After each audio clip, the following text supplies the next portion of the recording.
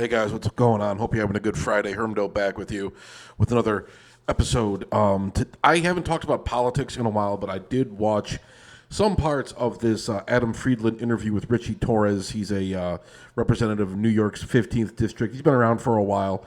I think he signed off on a couple pro-Trump bills. People are kind of miffed at him about that, but there's this very illuminating interview he did with Adam Friedland, and I thought there were some segments of it that were pretty creepy and a little weird, and some of his responses, some of Ritchie's responses kind of gave me Manchurian Candidate vibes. But let's check this out. I got some timestamps here. Here, Adam talks about Ritchie's Blackstone donations, or donations he received from Blackstone. But let's get into it. He has some interesting responses here, and Adam kind of takes him to task for it. I thought Adam did a very good job here. More than half your time every week. At a banquet. No, or just call time, dialing for dollars. You were criticized, I saw, for Blackstone donation, right? And it's understood that they are the architects of the housing crisis, pretty much. Yeah, you receive contributions from thousands of people. Yeah. Who are employees from all over the place. You can send it back and say, fuck off. Yeah, I'm not. So they're giving you a check just because? I decide issues on the merits. I don't know what others do, but I decide issues on the merits. So it's a just cause check? Just cause? They're just giving you money just cause they think you're nice? I'm pretty sure that even there are lefty candidates who have gotten money from people who are employed. Yeah, rank and file employees, sure. Yeah, it's when you consider like who's donating money to these people, who like actually controls these people, it's very like disturbing to think that these people would actually take money from these big conglomerates like BlackRock or Blackstone, or God knows what. Just name any one of these shadowy mega corporations that owns like half the real estate in the country. And it's just. You got to take these people to task on it a little bit. I know Adam's kind of a jokey, silly guy, so he's not really going to press it too hard. But at the same time, it's just like, man, what are you doing? Why are you taking this money? At the same time, but the way he justifies it, just like, well, everybody takes money. I get all these donations from all these people. I can't control who gives me money. That same kind of like canned response. It's just it's really annoying, and it's angering to hear this kind of stuff. Just like you expect, I think this idea, people think that some of these elected representatives should have like scruples or something like that, and turn down this money. I think that's kind of a far off fantasy. I think these people are just going to take this money from whoever. They don't care where the money came from. They don't care who they're supporting and how destructive it is and what they're really signing off on. But this has been the story. This has been the story of politics for decades and decades. Before even I was born, it's just like this now. When you get a bunch of people still taking money from these billion-dollar corporations or regulating companies that they own stocks in, stuff like that. It's just. I know it's been talked to death, and I'm not breaking any new ground here. Most of this stuff has been said a million times, but it's really gross and kind of galling to see this kind of stuff. But let's move on to this next timestamp here. This is where Adam takes Ritchie Torres to task on another issue here. The Proud Boys is like white nationalists and white supremacists. I'm telling you right now. We're anti-Israel, but okay. Listen, I'm like a comedian, right? Pay attention to what Ritchie Torres says about Israel. I know it's been talked to death. And like I said, I know I'm not breaking any new ground, but pay attention to just the way it's just like it comes off like a rehearsed. It's like he got implanted with a chip, and he just has to say that shit. You ever see the Manchurian Candidate? I know I brought it up before, but it's just like that movie with mind-controlled politicians being like sleeper agents inside like high government, and it's just like all these people. And this is not just a Democrat thing. Republicans do this too. Republicans are massive Zionists. Listen to Ron DeSantis or any of these people, or Lindsey Graham especially. But it's just the same responses over and over again about Israel and all this shit. It's weird, man. It's weird, and it's unsettling too, the way they're all in lockstep about this. Right? I hate when comedians, especially on the internet, speak from a position of authority with about crap that they don't know about. This is one topic I feel like I can speak on, and on college campus anti-Semitism. No, on anti-Semitism in general, because you haven't been in college how long? Probably 2 decades, right? I'm telling you, on my experience of anti-Semitism the last 2 years. But the last 2 years have felt different in America. And I don't know if you've been on Twitter recently. Now, a ton of people are questioning the validity of the Holocaust having happened. Yes. Can you tell me with a straight face that those are the 18-year-old kids at Columbia that are doing that? The 18-year-old kids at Columbia? Are they? Yeah, the Columbia thing. Like last summer, I remember those campus protests, and I think I covered them for a little bit, or I've definitely spoken about them before on this channel, but the way that those kids were maligned and villainized as being like disgusting anti-Semites, like on par with like alt-righters, it was really sickening to see that. Just people like peacefully protesting. I mean, yeah, there was a couple fights there. I don't want to sound like CNN, mostly peaceful protests, but there were some shenanigans, but for the most part, it was just kids like demonstrating their free speech rights and their free expression, and the cops came in and started busting heads. And the way they likened, like I said before, the way they likened it to like this alt-right anti-Semitism, these guys that sit and grumble about Jews all day on the right, and the way that they tried to liken it to that was really disgusting and very illuminating. You just understand, like, there's some, I mean, we talk about free speech in America, but there's some places that free speech just doesn't extend to. There's some topics, there's some ideas where, like, this idea that you can freely express your thoughts about something like Israel is just, like, non-existent. It's just the way they shut down speech around this particular topic is really troubling, and it does bother me quite a bit. I know it's been talked about to death, but it's worth examining here. And you don't get like interviews with this kind of honesty. I think Adam does a really good job here. Doing those posts about the Holocaust never having existed, who's doing it. No, we disagree here. You think that it's the... You don't put words in my mouth. It's people on the right. Let me tell you. You're suggesting that there's. You're suggesting there's no. You're suggesting there's no one on the far left that denies the Holocaust, or downplays the Holocaust. That's an absurd. What are statement. You're doing moot court right now? I'm telling you what it's like to be my experience being Jewish. But there are others who have a different. I'm trying to see. Why is one better than the other? Why is one more important than the other? I'm trying to share with you. You're in the government. I don't get a chance to talk. Of course. Okay. I think hatred of Jewish people has exploded in this country, and I don't think it's. I think it's because it's of our support of what looks to be an absolute brutality. And I think that you think that's a justification for anti-Semitism? Here's the thing. Yeah, listen to what he says about that kind of stuff.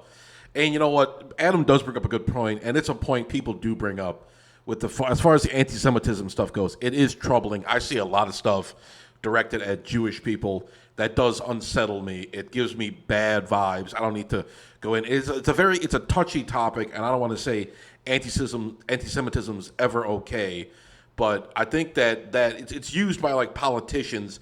Every time somebody criticizes Israel, they get called an anti-Semite, and it goes on and on and on. I'm not trying to like take anything away from Adam's experiences or the experiences of Jews dealing with anti-Semitism and stuff like that. But the way it's conflated, any kind of criticism of Israel or what Israel's doing, especially for the last 2 years, trying to like demonize it and trying to like gaslight people and trying to basically make it into something it's really not. You can criticize Israel and not be anti-Semitic. And the way Torres just pay attention to what he says here, just over and over again, like repeating the same kind of responses, and it's just. I'm not saying I'm not saying anti-Semitism is justified, but look how he kind of poisons the well here. It's very illuminating. You think Israeli government policy is a justification for anti-Semitism? My view is there's no justification for anti-Semitism. I think that there's zero justification for anti-Semitism. Okay, you're deflecting again. I'm not deflecting. That's my position. What does it look like to have a flag with a Jewish star and I'm Jewish, and for kids to be starving right now? Why is my government? I don't want to do this fight. You can really tell. Adam gets emotional here, but it's very justified. I mean, I can't relate to Adam. I'm not Jewish. I don't know what this would be like I guess in some ways, like my government, my American government does so many fucked up things, and like as an American, but this is more like maybe along ethnic lines. I mean, being Jewish, it's like in Adam's blood. This is something his people are doing to other people, and it's clearly tearing him up inside, and he gets really in touch with it in a very like eye-opening way. And you don't see this kind of honesty from these like silly, goofy podcast guys, but this is obviously weighing on Adam very much in the way he talks about it here. I just gotta say, bravo, Adam.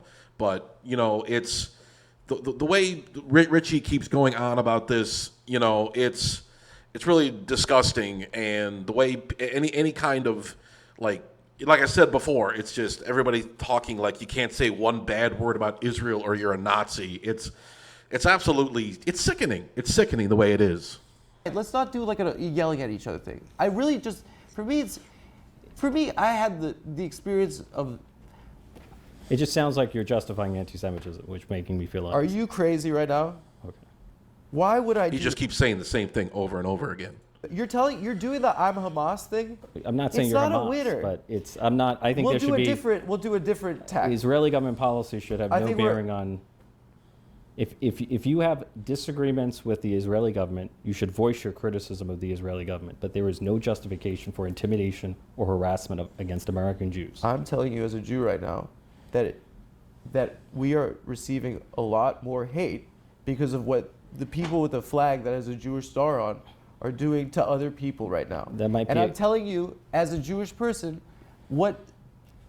how painful it is for us to say, and it hurts my stomach to say this. So you're going to say, I disagree, that this is a genocide. And that hurts to say that a Jew could do that. It hurts because we grew up with learning about what hatred is. We grew up learning about this. And the same year the state of Israel was established, in 1948, the world saw the Holocaust, and they established standards for what a genocide is. It was the same year. And the world said that this shouldn't be a thing that happens. And I just wonder, like, it doesn't make sense to me, I don't know, it doesn't track to me. Americans, not to really step on Adam's point here, but it's just, but I understand what he's trying to say, but it's like, when a certain group does something, when certain members of a group does something, we generalize so much in this country. So many Jewish people who aren't responsible for this are getting hate for this, and Adam is clearly feeling very strongly about it. But we generalize this just when like one member of a group, whether it's like white, black, gay, straight, whatever, when they do something appalling, that guilt flows onto like every other member of the group, and it just settles there, and we make all these generalizations and all these stereotypes, and all this bigotry and like racism comes out of it. It's really a disturbing thing, and we've been doing it in America for so long, just generalizing. Some black guy commits a crime, and we're just like, well, they're all like that. Some white guy commits a crime, well, all white people are like that. It's just over and over again, and the same thing with like Jews and whatnot. And Adam's very clearly frustrated with Israel's actions, and it's something I feel like sometimes as a white guy, not to sound like some guilty white weirdo, but it's just like sometimes the things that white people do are just like, I know it's going to make my life harder. I know it's going to make white people as a whole look bad when you see these school shootings or you see these racist demonstrations and stuff. When you see some of the messed up stuff that white people get up to, it's just like, I don't think it's fair to like shoulder all the blame for it, but at the same time, it's just like, I can kind of understand where people are coming from. Not that I'm saying it's justified. I'm not saying that in regards to like Jews or what Adam's saying or anything like that. But when a certain group, when members of your group are acting badly, and it's just like you want to go out there and kind of say like, I'm not like this. I don't stand for this. I don't support this kind of stuff. I get lumped in. Sometimes it's just like, and I'm not saying I'm a victim, but like as a white guy, it's just like people might look at me sideways when they see white people doing all this fucked up racist shit or like supporting Trump or doing all this crazy shit. And Adam's experiencing that now too, and Jews by and large are experiencing it because of the actions of Israel, and it's weighing on them. And you don't want to you don't want to have like negative associations with your own group.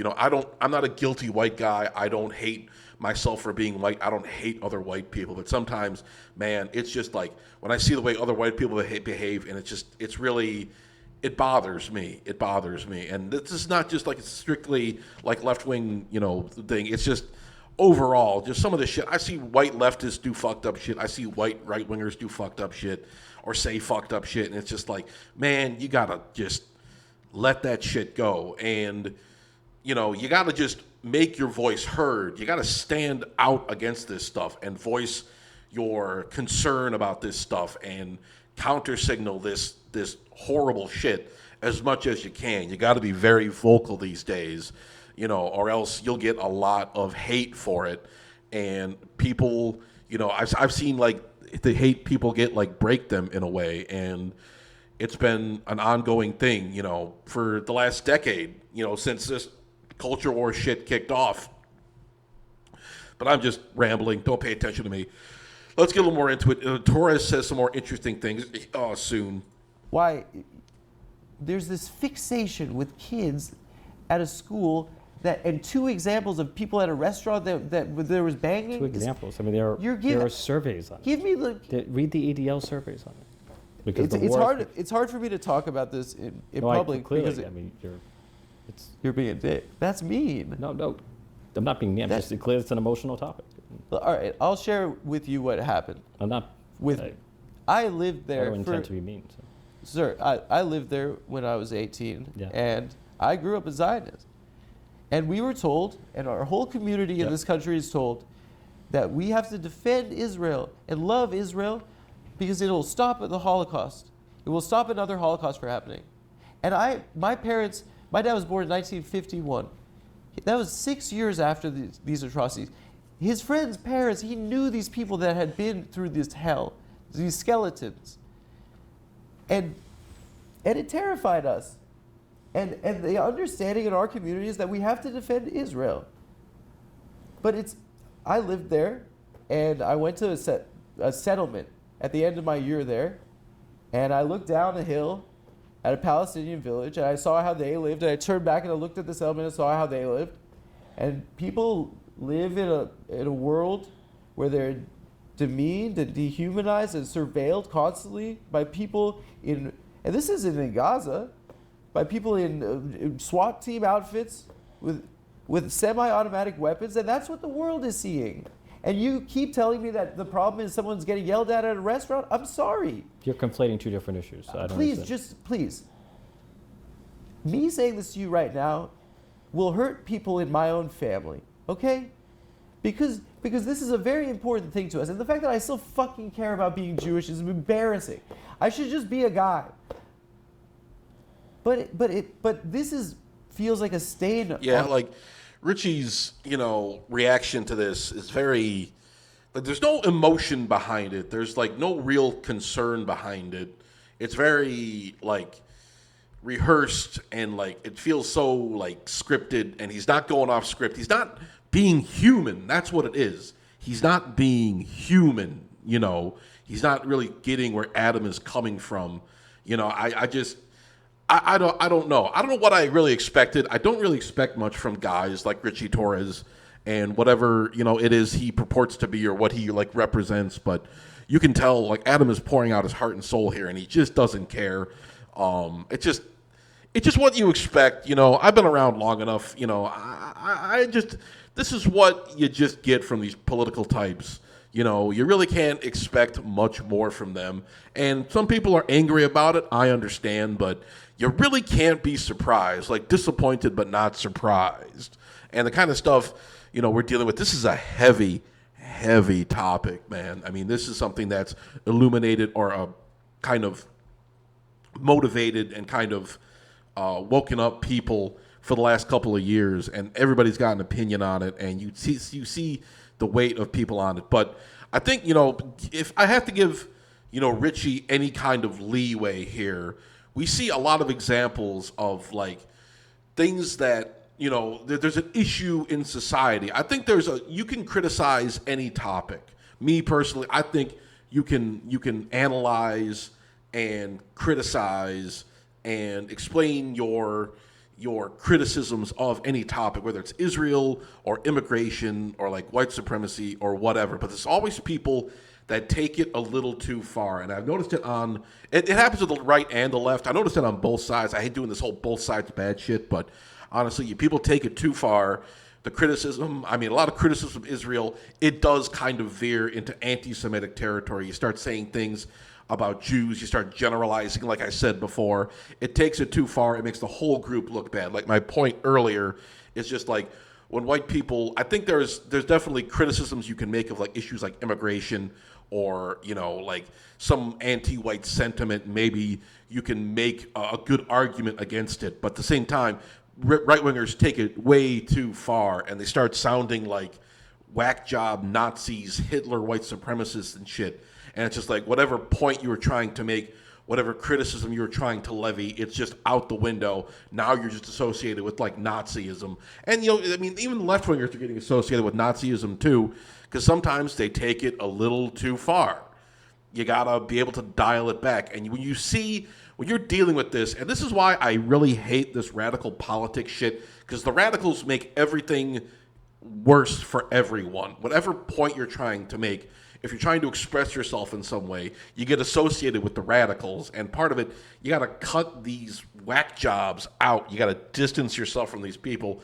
You got to keep justifying yourself, and you got to keep explaining how you're not associated with the radical elements of these political factions.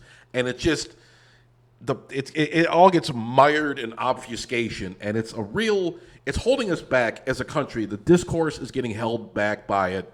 I get judged by, if I'm a conservative, I get judged by what the most radical right-wingers do. If I'm a Democrat or a liberal, I get judged by what the most insane leftist communists do. And it's just, it pisses people off. And if I'm a Jewish guy, if I'm just a regular middle-of-the-road Jewish guy, I get judged by what Zionists in Israel are doing.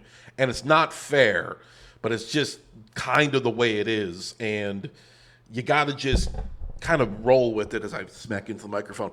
But yeah, it can be extremely frustrating, and it's not good. It's not good. I know I'm rambling again, but let's watch a little bit more of this. Our history. And it feels like it's changed what being Jewish is. Because what being Jewish isn't Israel. Judaism has existed for 4,000 years. This is a country for 75 years. It is the oldest, one of the oldest monotheistic religions. Anti-Semitism is one of the oldest forms of hatred. People in my life are going to be mad at me about this, but I'm saying this because I am Jewish. And I don't understand why you would be. Look how you define. I want to. I feel like I'm here to be lectured, not. Shut up. That's not nice. You can't talk that way. Why are one set of Jews more important than others? No one's saying any. What happened? You went to the beach. It's like Ritchie didn't get any of that. It's like Ritchie can't see Jews beyond the context of Israel. It's weird. I don't think anything Adam said to the guy even sunk into his brain. It's really telling, And you can shit talk politicians. Everybody's been shit talking politicians. I know. It's a tired point, but these people they're not listening. This is just it's like a microcosm of the issue at large. People are telling these power brokers, because Ritchie Torres, he's not the most powerful guy, obviously, but he still has influence. He's still a representative. He still, voices his concerns to the upper echelons of government.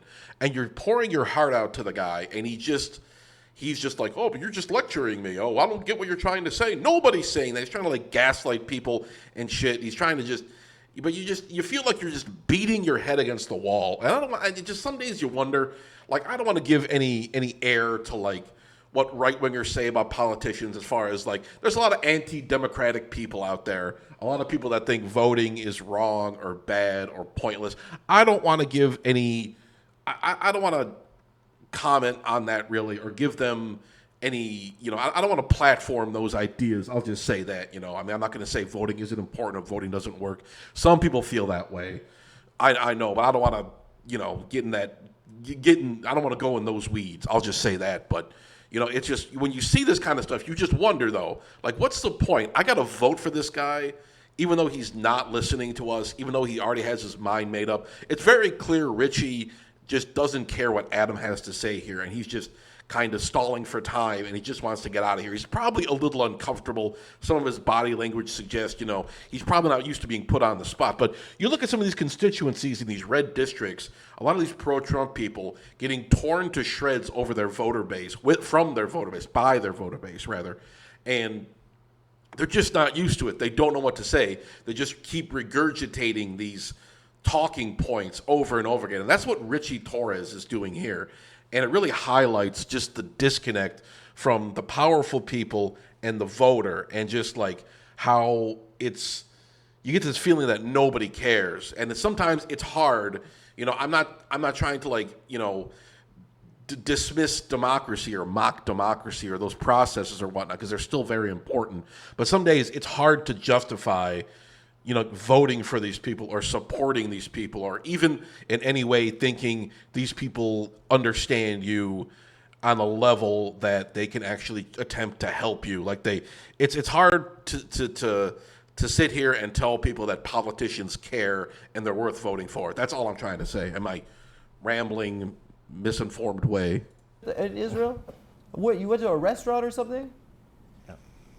A nice restaurant? No. Like, listen, Never even been to the Tel Aviv Pride Parade. So this is the year 2025. yeah, The world is seeing something that looks terrible, and it's being done in my name, and I don't know what to do. but the war began on October 7th. No, it didn't. Yes, it did.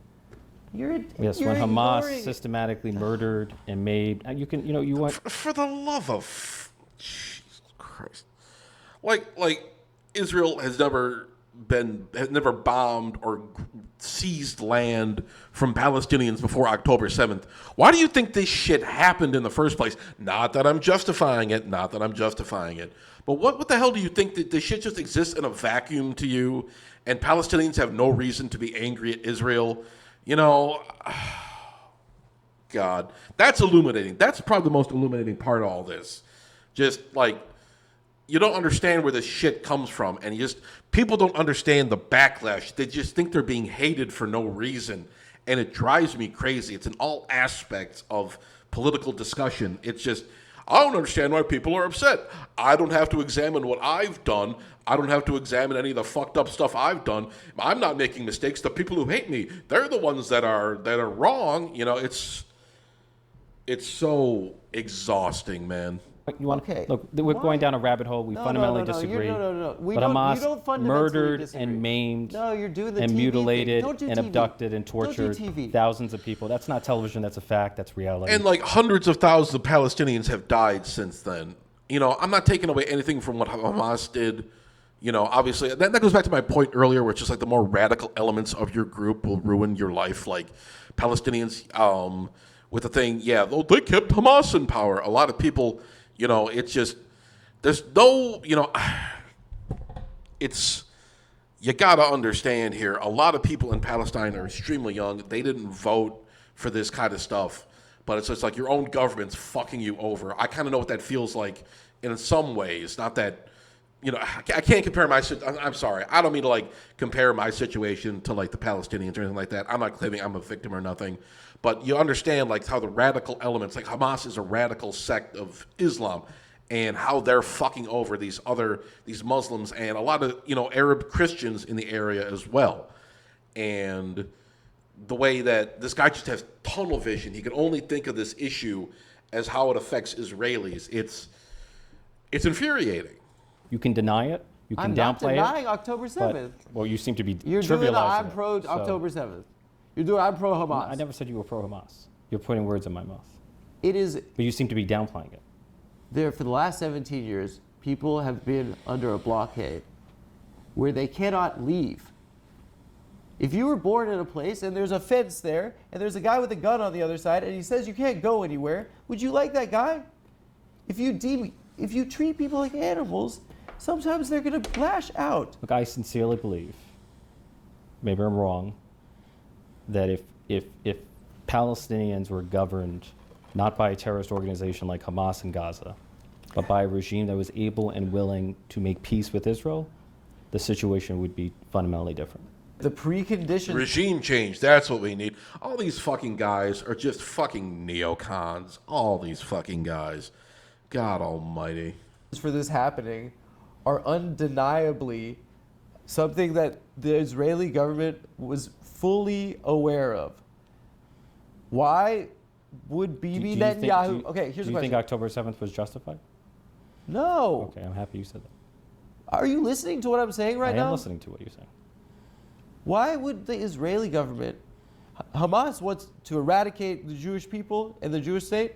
Is that right? That's what Hamas has said, yeah. Okay. Then why would they directly give Hamas money, literally bags of cash in suitcases through the Qataris, nearly, I think over $1 billion in cash during this last 17 years? That's a fair point. It's a great question. If one of those kids at Columbia wrote a $5 check to Hamas, you'd say send them to Gitmo for being a terrorist. It's a fair point. Does that... Yep, exactly. Adam's exactly on the ball here. Make Benjamin Netanyahu a terrorist? He's supporting terror. The United States, it seems to me, the United States and Israel could have shut off the spigot and did not do so. I don't know why, but that was a failure. There's no question. I think that what I see is the reason why our government provides $25 billion to something that looks this horrific to people. I think is the same reason. I think it makes it look like that the Jews control the government, but really what it is the more boring answer. It's the reason why the government and you guys don't get shit done. It's the reason why Sandy Hook could happen. You guys can't do gun reform. It's because why can't we do gun reform? Because special interest groups can buy influence in our government. Well, which political party is against gun reform? The NRA has a power. It's the Republican Party. We allow government. Yeah, just blame shifting. I can't do anything. These people are making it worse. This is just, it's just the same shit we've been hearing. It's all the same shit we've been hearing over and over again for years. We can't prevent this because X group is making it hard. We're a bunch of stupid babies. We're a bunch of morons. We don't know what the hell we're doing. We can't govern. It's always somebody else's fault. It's always something else. You know, it's just, you can't come to a consensus on this. You can't, you know, we elect you people. We pay you ridiculous salaries. We allow you to get money from special interest groups and corporations and all this shit. We allow you to live high on the hog and dictate the lives of millions of your constituents. And all we get is this whole fucking thing, this partisan bullshit where it's just like, I can't do anything. I can't, do anything to fix issues in the country because I can't get along with somebody else. But it's their fault. It's not my fault. It's just the same shit. And we've been having these conversations for so fucking long. Even now I'm getting angry at this shit. I'm getting mad online over this shit. It's just, we can't do anything. We have our hands tied behind our backs. It's always somebody else's fault. We got to change the power structure. We got to vote people out of office. We got to get young, more dynamic people, more connected, influential people into these positions. People who can actually get things done. Oh no, we can't do that. We can't upset the status quo. Just cling to the status quo and keep getting money, keep seeking influence, keep clawing all these resources and all this whatever for yourself. And when the voter comes to you and say, hey, this is fucked up, my life is fucked up, something in the world that's happening is horrible and disgusting, you just shrug your shoulders and say, oh, sorry, I can't fix it. God almighty. All right, I'm getting angry at this shit here. I'll watch a little bit more of this. We'll watch some more of what Adam has to say. And I don't want to run this too long, but let's finish up with some of Adam's statements here. Our government to be flooded with cash and money. And what's scary to me is that it looks that people are starting to question the Holocaust ever happening. How could Jews, maybe they invented the Holocaust? You're blaming Israel for Holocaust denial? I'm blaming our government for supporting. That's a touchy thing here. It's like you gotta ask the question overall. It's just like when hatred springs up, some people ask these questions like, well, what did you do to deserve it? I spoke on that a little earlier, and I'm not saying there's any excuse for like Holocaust denial and stuff like that, but these things, this hatred comes your way. It doesn't exist in a vacuum. It's disgusting and sickening for people to deny the Holocaust, but at the same time, it's almost like expected. I'm not saying it justifies it. But when certain hatred is directed at certain groups, it just comes. It just with this kind of shit. We're a hateful society. We hate each other, and we look for reasons to destroy and tear each other down, and we'll take any justification for it. It's almost like expected in a way. It's like you can't be surprised when this kind of shit creeps its ugly head up. You look at and right-wingers and all these anti-Semites are going to look for any excuse to hate Israel. They don't give a shit about Palestine. They don't care about Palestine. They just want to make more excuses to fan the flames of anti-Semitism, And Ritchie doesn't want to cop to that fact, but, I understand where he's coming from. It's almost like he has to say this stuff. Not that it justifies it, but when you see the hatred that comes, you really can't be surprised because it's just what we do as a society. We look for reasons to hate each other. And I'm not saying like Israel's responsible. I mean, it's a big mess. I don't know. But, I'm not saying, I can't say Israel deserves the hate, but you have to understand at some, your actions are inviting this shit. I don't know there's not a great way to put it because I don't want to get in trouble for being like an anti-Semite or anything like that. But this is what American society does in a way. And if that makes any sense, if I made any salient points in my little rambling there, but let's watch a little bit more of this. A genocide. Yeah. But it is unfathomable in my heart, and it breaks my heart that we could be capable of it. I think we should move on. Why is that? We just fundamentally disagree. So I think I'm talking to you like about where I come from and that it feels different, and maybe I have a different perspective. you have a different perspective. But I know people who have a perspective that's different from yours. Yeah. With a much smaller platform than you. I'm not. I hate this conversation. I know. I have it with my family. It's not something, and I love my family. If it were up to me, we would not be having this because we're speaking a foreign language. My family grew up in South Africa, right? We were like Jews from Eastern Europe that literally we thought we were going to Ellis Island. Mm-hmm. My grandma, all the grannies stayed, and my parents' whole generation of South African Jews left. And when I was a kid, like growing up, I used to write all my who's my hero essays on Nelson Mandela. And he was like a hero of mine, right? And he was also, in prison, and for terrorism too. I don't want to get it. You're gonna go Hamas is what I don't want. I'm not debating Hamas is good. He was called that, and he went to my synagogue after he got out of prison, Madiba, and he spoke to like all the grandmas, who like were still there. They didn't have to fucking move because black people could vote. And he said, tell your kids to come back because we need them to build our country. I don't know. I think that I don't see what's wrong with people being afforded the right to vote. Do you think that's what Hamas means when it says free Palestine from the river to the sea? To me, it seems like maybe if there's a recognition that people were cleared off their land. It's like the implication. It's just like, it's not what you said. It's not what you meant to say. It's what I interpret you saying. Like, what does this word mean? That's just the thing over and over again. It's not what the statement actually means. It's what you interpret the statement as. Everybody does this shit. It's like, well, when you say this, you actually mean this. It's like, don't tell me what I believe in, motherfucker, But I tell you what, we're running a little long here, but I'm going to leave it there. Thank you all for watching. You've made it this far into the video. You're awesome. Like and subscribe and all that crap. But, it's just, with this conversation, it's illuminating in a way. And you see Adam is really speaking from the heart and speaking passionately about it. And it's refreshing to see this kind of conversation happening. And, I have to, as much as I dislike him, I'll give Ritchie Torres props for coming on the show and taking some hard questions from Adam, even though his responses weren't that great.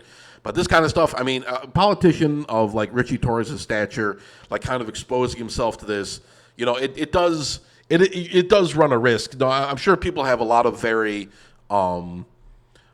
mixed reactions to this, but it's, I mean, the integrity Adam showed here really can't be understated, and you get a clearer glimpse into how some of these people's minds work and all this kind of stuff. And I hope I made some good points for you guys. I hope you don't think I'm too stupid, but this is just my like plebeian, like layman take on the situation, but I think Adam did a very good job. I think Ritchie Torres is a creep.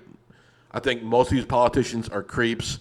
But it's good to see, if nothing else, it's kind of good to see like how these people's minds work and just the way everything's like, the way they respond to stuff. It's like, it's not surprising, but it is disappointing, and you can't be surprised by it. And the way everybody circles the wagons around certain ideas or states or countries or people or whatnot, and just kind of try to absolve them from any criticism and agency really does say a lot. But that's all I got for you guys for right now. Thank you again for watching. I just want to say that again.